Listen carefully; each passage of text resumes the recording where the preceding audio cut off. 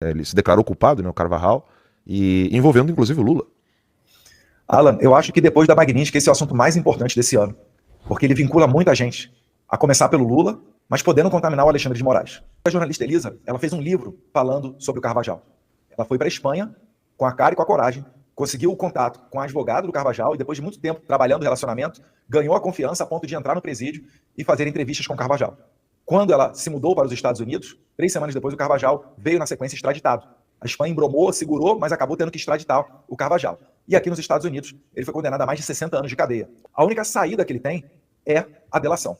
Nessa delação, inicialmente, ele teria que delatar aquilo que fosse de interesse das autoridades americanas, que, prioritariamente, como você falou, e o professor Olavo cantava lá atrás, é o envolvimento de autoridades de alto nível sul-americanas e latino-americanas com o tráfico de drogas. Não é à toa que as Farc, a LNN, o Sendero Luminoso, que assassinou o primeiro colega da Polícia Federal lá em 2010 no Rio Solimões, não é à toa que todos eles têm relação com o tráfico de drogas.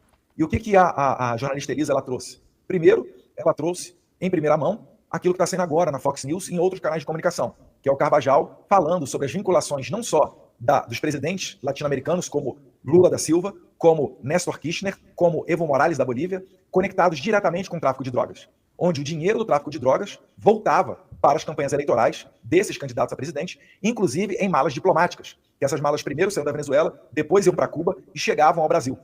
Ela tem, inclusive, de próprio punho do Hugo Carvajal, documentos assinados enquanto ele estava preso, que ele mandou para sua advogada, e a sua advogada entregou e está nas mãos, hoje, da jornalista brasileira Elisa Robinson, que mora na Flórida. Então, dessa maneira, ela conseguiu fazer uma investigação e se aprofundou quando o Carvajal começa a falar da presença de 6 grupos terroristas na Venezuela. De cara, eu já consigo identificar 4. Hezbollah, Hamas, Farc e ELN, o Exército de Libertação Nacional, que inclusive quando Ivan Duque era presidente da Colômbia, explodiu a entrada da Academia Nacional de Polícia em Bogotá. Então, esses grupos trabalham protegidos por essas autoridades. E agora vem a cereja do bolo. O que a Elisa falou ontem, na transmissão ao vivo, que me deixou muito assustado, foi que Alexandre de Moraes, vejam vocês, que surpresa, mandou a sua Gestapo da Polícia Federal ir atrás da Elisa. Nós estamos falando de fatos recentes, de menos de 3 meses para cá. A Elisa já estava fora do Brasil. Ela tentou ser contactada por WhatsApp, depois por e-mail. Ela se consultou com advogados e os advogados falaram: ignore, porque esses não são meios oficiais. O Alexandre de Moraes, sabendo que você está no exterior, tem que mandar uma carta rogatória. Aliás, o Moraes ele é o cara anti-carta rogatória. Eu não sei por que ele não utiliza os documentos oficiais. Vai ver porque tem que passar pela mão da DOJ e da Penn Bond, que depois pagaria missão para US Marshals, caso fossem fatos legais. Mas a gente sabe que não são. Então a Elisa foi contactada, não respondeu. Mas ela tinha uma equipe no Brasil que foi encontrada. A equipe da jornalista Elisa Robinson foi encontrada e durante dias prestou depoimento na Polícia Federal. Ela diz que foram horas e dias de interrogatório, sem direito à água e debaixo de ameaça de prisão. Se não contassem o que soubessem, eles seriam presos. Essa é a Gestapo de Moraes, Andrei Rodrigues e o delegado Fábio Schor. Essas pessoas muito assustadas, saíram algumas delas do Brasil. Já não conseguiam mais viver tranquilamente. E, fato contínuo, o que a gente tem disso daí? Que Moraes estava perguntando à equipe da jornalista sobre o livro do Hugo Carvajal. Eles fizeram a seguinte conexão, que no livro existiam ataques contra Lula da Silva. Lula é presidente, logo são ataques contra a democracia para desestabilizar a República Brasileira e fazer um golpe de Estado. Então está conectado com a trama golpista, que é o processo que está correndo debaixo da asa do Alexandre de Moraes. Então vejam só, primeiro de tudo, ponto de vista da censura. Depois de vacina, pandemia, urna eletrônica, vem aí o mais novo assunto que você não pode falar nas redes, críticas ao Lula.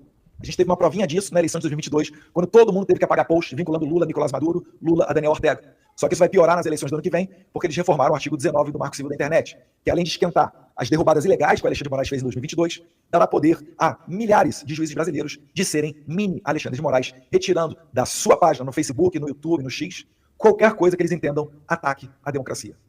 Eduardo, agora em 2022 o Bolsonaro era presidente, podia chamá-lo de genocida, né? Exatamente. E para finalizar, porque eu já me alonguei muito aqui, boa observação, Max, bem lembrado. A gente vale tudo, né? Nazista, sexista, misógino, etc.